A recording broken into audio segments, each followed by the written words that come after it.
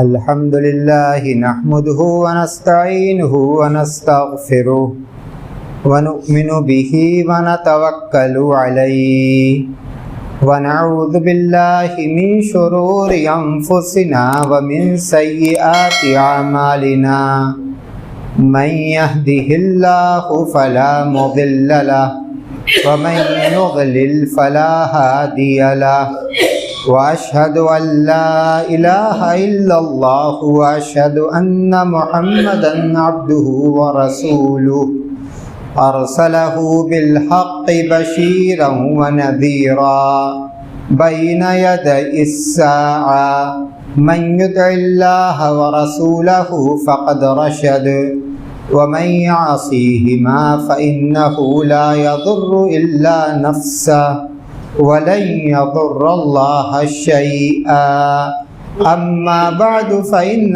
خير الحديث كتاب الله وخير الهدي هدي محمد صلى الله عليه وسلم وشر الأمور محدثاتها وكل محدثة بدعة وكل بدعة ضلالة وكل ضلالة في النار فأعوذ بالله من الشيطان الرجيم بسم الله الرحمن الرحيم يوم نقول لجهنم هل امتلأت وتقول هل من مزيد وأزلفت الجنة للمتقين غير بعيد هذا ما توعدون لكل أواب حفيظ من خشي الرحمن بالغيب وجاء بقلب منيب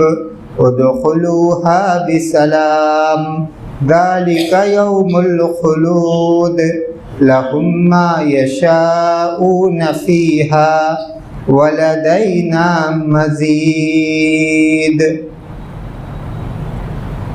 برادران اسلام، محترم بزرگوں، عزیز بھائیوں، ماں اور بہنوں، اللہ کے رسول صلی اللہ علیہ وسلم کی سیرت طیبہ کا جن لوگوں نے مطالعہ کیا ہے وہ یہ بات جانتے ہیں کہ جب اللہ کے رسول صلی اللہ علیہ وسلم کی مکہ کے مشرکین کے ساتھ سن 6 ہجری میں صلح ہوئی، جس کو صلح حدیبیہ کے نام سے جانا جاتا ہے، اس کے بعد مکہ کے مشرکین کا ایک تجارتی قافلہ روم پہنچا اور روم کا حاکم ہرقل اس نے اپنے کارندوں کو اس بات کا حکم دے رکھا تھا کہ اگر عرب سے کوئی وفد آئے، کوئی قافلہ آئے تو اسے میرے پاس بلانا۔ ہرقل کو یہ بات بتائی گئی کہ ایک تجارتی قافلہ آیا ہے جو 30 افراد پر مشتمل ہے۔ ہرقل نے اس قافلے کے افراد کو اپنے محل میں طلب کیا، پوچھا کہ تم میں سے کوئی ایسا شخص بھی ہے جو رشتہ کے اعتبار سے اس آدمی سے سب سے قریب ہو جو مکہ میں نبوت کا دعوے دار ہے۔ حضرت ابو سفیان رضی اللہ عنہ اس وقت تک مسلمان نہ ہوئے تھے، بنی عبد مناف سے تھے، رشتہ کے اعتبار سے اللہ کے رسول سے سب سے قریب تھے۔ انہوں نے کہا کہ ہاں، میں ان کا سب سے قریبی رشتہ دار ہوں۔ ہرقل نے کہا کہ ان کو میرے پاس بیٹھایا جائے۔ باقی افراد ٹھیک ان کے پیچھے بیٹھے۔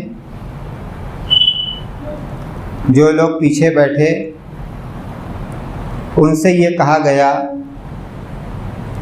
کہ ان سے کچھ باتیں پوچھی جائیں گی، بیان لیا جائے گا۔ اگر یہ اپنے بیان میں جھوٹ بولیں تو آپ لوگ ان کو جھٹلائیے گا، حقیقت کو بیان کیجیے گا۔ بیان شروع ہوا، مختلف باتیں پوچھی گئیں، اور ان باتوں میں جو بات سب سے اہم تھی وہ یہ تھی کہ آپ یہ بتائیے کہ محمد کس بات کی دعوت دیتے ہیں، کس بات کی طرف بلاتے ہیں، ان کا مشن کیا ہے؟ جواب ملا، ان نعبد اللہ وحدہ وان نترک ما کان یعبد آباؤنا ویأمرنا بالصلاۃ والصدق والعفاف والصلۃ۔ صحیح بخاری کی روایت کے الفاظ۔ یہ ہمیں اس بات کا حکم دیتے ہیں کہ ہم ایک اللہ کی عبادت کریں اور ہمارے آبا و اجداد جن کو پوجتے ہیں ان کی عبادت کو چھوڑیں۔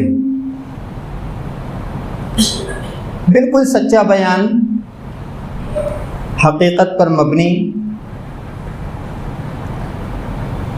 اسلام کی دعوت کا آغاز اسی توحید سے ہوتا ہے۔ اسی کے لیے تو اللہ تبارک و تعالی نے انس و جن کو پیدا فرمایا، وما خلقت الجن والانس الا لیعبدون۔ قرآن کریم میں اللہ نے فرمایا کہ ہم نے انسانوں اور جنوں کو صرف اس لیے پیدا کیا تاکہ وہ میری عبادت کریں۔ مفسرین کہتے ہیں اے لیوحدون، یعنی صرف توحید، ایک اللہ کی عبادت کریں۔ وما امروا الا لیعبدوا اللہ مخلصین لہ الدین۔ انہیں صرف اس بات کا حکم دیا گیا کہ وہ ایک اللہ کی توحید کو مانے، عقیدہ و عمل کے اعتبار سے، عقیدہ و عمل کے اعتبار سے۔ اللہ کے رسول صلی اللہ علیہ وسلم نے حضرت معاذ رضی اللہ تعالی عنہ کو اپنا نمائندہ بنا کر یمن بھیجا۔ اس موقع پر اللہ کے رسول صلی اللہ علیہ وسلم نے حضرت معاذ سے کہا فَلْيَكُنْ أَوَّلَ مَا تَدْعُوهُمْ إِلَيْهِ شَهَادَةُ أَن لَا إِلَٰهَ إِلَّا اللَّهِ۔ سب سے پہلے آپ انہیں جس بات کی دعوت دیں گے وہ ایک اللہ کی توحید کا اقرار ہوگا، ایک اللہ کے علاوہ کوئی معبود برحق نہیں، اور محمد صلی اللہ علیہ وسلم اللہ کے بندہ اور اس کے رسول ہیں۔ مشہور حدیث، اللہ کے رسول صلی اللہ علیہ وسلم نے فرمایا بنی الاسلام علی خمس، اسلام کی عمارت 5 باتوں پر قائم ہے۔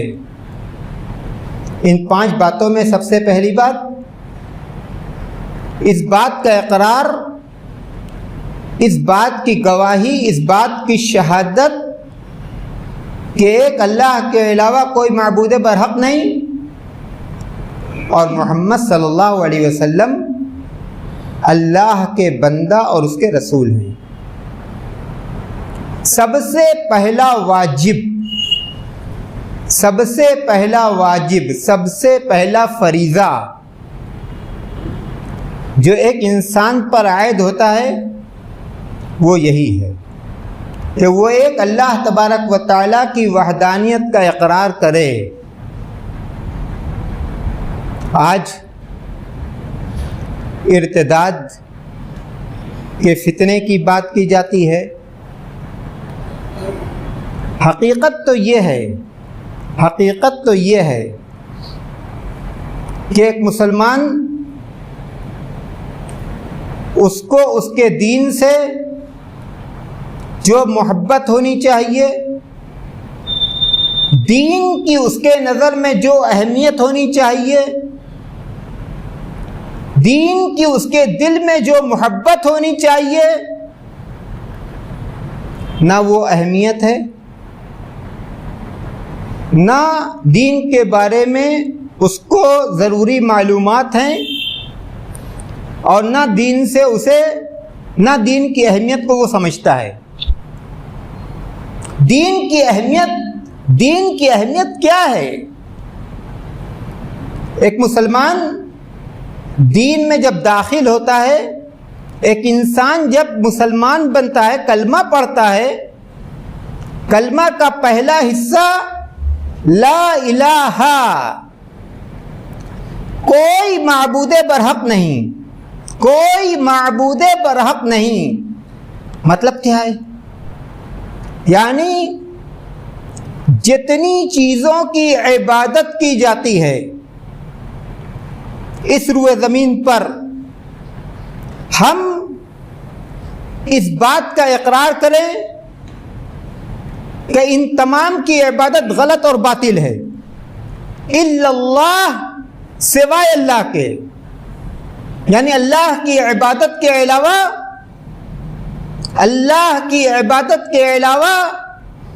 تمام معبودان باطل پر ہیں، ان کی عبادت کرنے والے باطل پر ہیں۔ قرآن کریم کے اندر اللہ تبارک و تعالی نے حضرت ابراہیم علیہ السلام اور ان کے ماننے والوں کو ہمارے لیے اسوہ اور نمونہ بتلایا۔ کئی اعتبار سے وہ ہمارے لیے اسوہ اور نمونہ ہیں، لیکن اس آیت کو دیکھیے جس میں حضرت ابراہیم علیہ السلام نے یہ کہا اِنَّا بُرَآءُ مِنْكُمْ وَمِمَّا تَعْبُدُونَ مِن دُونِ اللَّهِ كَفَرْنَا بِكُمْ وَبَدَا بَيْنَنَا وَبَيْنَكُمُ الْعَدَاوَةَ وَالْبَغْضَاءَ أَبَدًا حَتَّى تُؤْمِنُوا بِاللَّهِ وَحْدَهُ۔ اپنے گھر کے لوگوں سے، اپنے رشتہ داروں سے، اپنی قوم کے لوگوں سے صاف صاف کہہ دیا کہ دین کے اعتبار سے ہمارے اور تمہارے درمیان کوئی رشتہ نہیں، ہم سب گوارا کر لیں گے، لیکن جہاں بات دین کی آئے گی، جہاں بات حق کی آئے گی، وہاں کوئی مداہنت نہیں، کوئی نرمی نہیں۔ اسلام کے اندر کوئی تیسرا راستہ نہیں ہے، وَمَن يَكْفُرْ بِالطَّاغُوتِ وَيُؤْمِن بِاللَّهِ فَقَدِ اسْتَمْسَكَ بِالْعُرْوَةِ الْوُثْقَىٰ۔ یہ لا الہ الا اللہ کا معنی ہے، جس نے طاغوت کا انکار کیا۔ پہلے طاغوت کا انکار کرنا ہے، پہلے دل کو معبودان باطلہ کی محبت سے پاک کرنا ہے۔ وَمَن يَكْفُرْ بِاللَّهِ وَمَن يَكْفُرْ بِالطَّاغُوتِ، جس نے طاغوت کا کفر کیا، طاغوت کا انکار کیا، وَيُؤْمِن بِاللَّهِ، اور اللہ پر ایمان لایا، فَقَدِ اسْتَمْسَكَ بِالْعُرْوَةِ الْوُثْقَىٰ، اس نے مضبوط سہارا اختیار کیا۔ حق پر وہ ہے، یا اسلام یا کفر، کوئی تیسرا راستہ نہیں۔ ان الدین عند اللہ الاسلام، سچا دین اللہ کے نزدیک صرف اور صرف اسلام ہے۔ وَمَن يَبْتَغِي غَيْرَ الْإِسْلَامِ دِينًا فَلَن يُقْبَلَ مِنْهُ وَهُوَ فِي الْآخِرَةِ مِنَ الْخَاسِرِينَ، جس نے اسلام کے علاوہ کوئی اور دین اختیار کیا، فَلَن يُقْبَلَ مِنْهُ، وہ دین اس سے ہرگز، فَلَن يُقْبَلَ مِنْهُ، وہ دین اس سے ہرگز قبول نہیں کیا جائے گا، اور انجام کیا ہوگا؟ وَهُوَ فِي الْآخِرَةِ مِنَ الْخَاسِرِينَ، آخرت میں وہ نقصان اٹھانے والوں میں سے ہوگا۔ اولاد کی تربیت دین سے محبت کی بنیاد پر کی جائے، اولاد کو دین کی اہمیت بتلائی جائے، اولاد کو دین کے اہم اور بنیادی احکام اور مسائل بیان کیے جائیں۔ یہ دین ہم تک کیسے پہنچا؟ ہمارے اسلاف نے اس دین کو ہم تک پہنچانے کے لیے کتنی قربانیاں دیں، کتنی مخالفتوں کو جھیلا، کتنی دشمنیاں مول لیں، مال کی قربانی دی، جان کی قربانی دی، اعزاء و اقارب کی قربانی دی، وطن کی قربانی دی۔ شاندار تاریخ، روشن تاریخ آج بھی کتابوں میں محفوظ ہے۔ ہمیں یہ توفیق نہیں ہوتی کہ ہم اپنے بچوں کو یہ بتلائیں، اور اس کے بعد ہم شکایت کرتے ہیں کہ بچے بے دین ہو رہے ہیں، جب ہم ان کو دین کی اہمیت ہی نہیں بتلائیں گے، جب ہم ان کو یہ بتلائیں گے ہی نہیں کہ اس دنیا کے اندر سچا دین صرف اور صرف ایک ہے، اور حقیقت میں عزت اسی دین کے ماننے والوں کے لیے ہے، اس روئے زمین پر بھی، آسمانوں پر بھی، انسانوں میں بھی، فرشتوں میں بھی، اور جانوروں میں بھی۔ ہم محسوس نہیں کرتے، ہم نہیں جانتے، یہ عزت دینے والا اللہ ہے۔ وَلِلَّهِ الْعِزَّةُ وَلِرَسُولِهِ وَلِلْمُؤْمِنِينَ، اللہ کا فرمان ہے، جھوٹا نہیں ہو سکتا کہ عزت اللہ کے لیے ہے، اس کے رسول کے لیے ہے، اور صرف مومنوں کے لیے ہے۔ دنیا میں بھی عزت ان کے لیے ہے، آخرت میں بھی عزت ان کو ہی ملے گی۔ جب ہم اس ایمان پر اپنے بچوں کی تربیت کریں گے، جب ہم اس ایمان کو ان کے دلوں میں راسخ کریں گے، تب وہ دین کی اہمیت کو سمجھیں گے، تب وہ دین پر عمل کریں گے، تب دین کی محبت ان کے دلوں میں پیدا ہوگی، تب دین کے جاننے اور دین کے سیکھنے کا جذبہ ان کے دلوں میں پیدا ہوگا۔ اور اگر ہم نے بچپن سے ہی ان کو ان کے حال پر چھوڑ دیا، جس طرح سے ہم اپنی دنیا میں مصروف ہیں، دنیا کی راہوں کو، دنیا کے راستوں کو، تجارت کے طور طریقوں کو، اس دنیا کے اندر ہمیں کیسے رہنا ہے، دنیا والوں کے ساتھ ہمیں کیسے برتنا ہے، یہ سب تو ہم نے ان کو خوب سکھلایا، لیکن دین کی ہم نے ان کے دین کی اور ان کے دینداری کی کوئی فکر نہ کی۔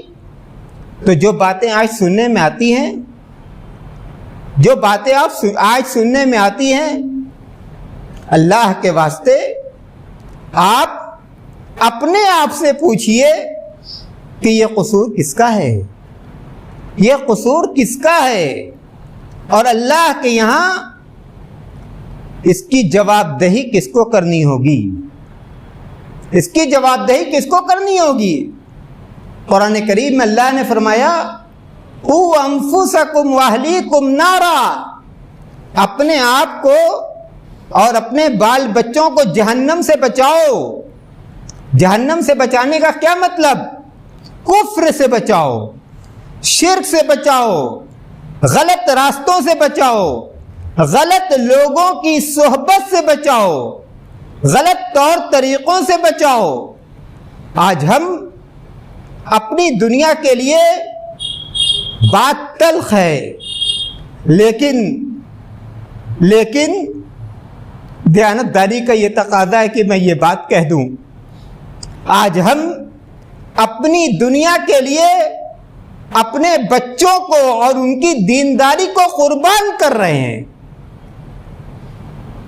ان کی تربیت کا جو فریضہ ہم پر عائد ہے، ہم اس فریضے سے کوتاہی برت رہے ہیں۔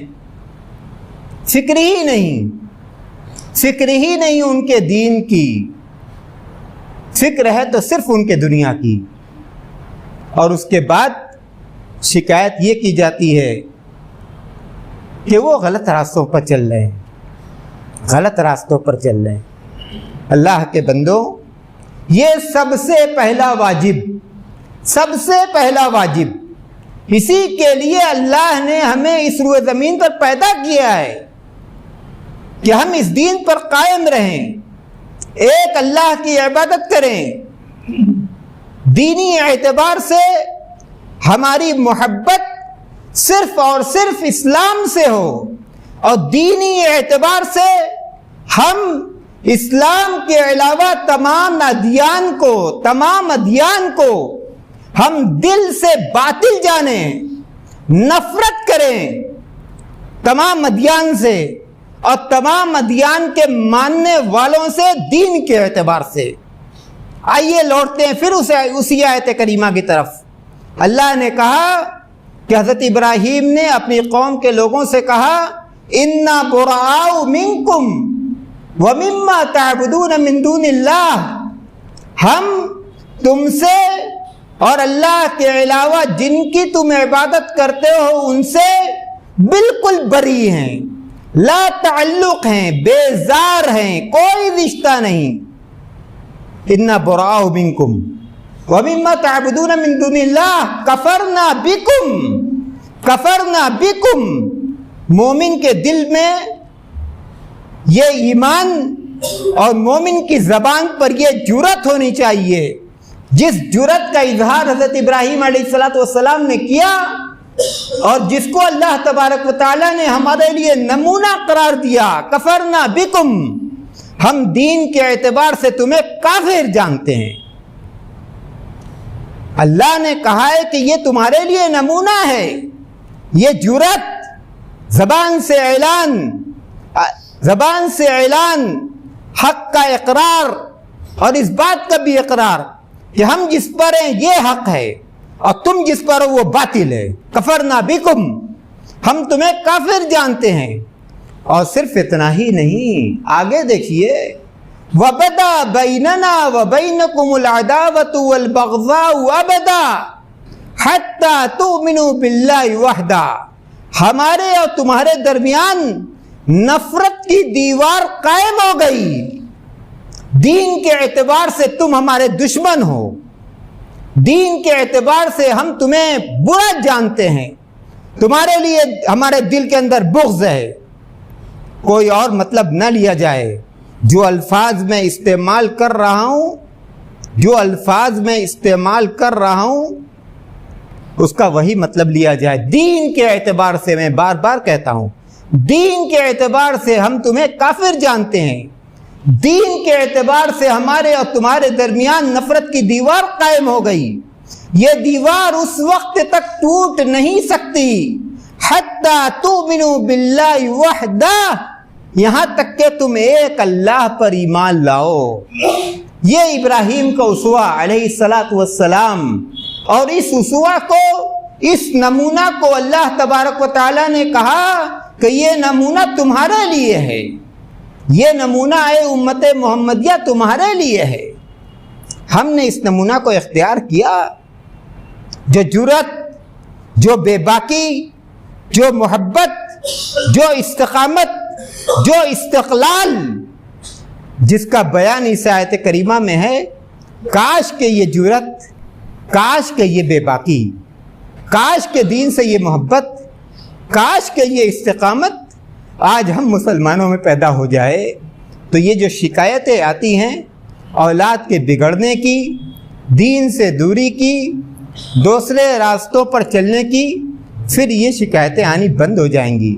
اللہ تبارک و تعالی ہمیں توفیق دے، اللہ تبارک و تعالی ہمیں توفیق دے، اللہ تبارک و تعالی ہماری اولاد کو باطل طریقوں سے، گمراہ راستوں سے اور گمراہ لوگوں کی صحبتوں سے بچائے، انہیں حق پر قائم کر دے، انہیں دین کی طرف لوٹا دے، دین کی حقیقت ان کے دلوں میں بیٹھ جائے، دین سے محبت ان کے دلوں میں پیدا ہو جائے، اور دین کے سیکھنے کا، دین کے جاننے کا اور دین پر عمل کرنے کا ان کے دلوں کے اندر شوق اور ذوق اور ہمت پیدا ہو۔ بہر الہ تو ہمیں جب تک دنیا میں رکھ، اسلام پر قائم رکھ، جب موت آئے تو ایمان پر آئے۔ وآخر دعوانا ان الحمدللہ رب العالمین۔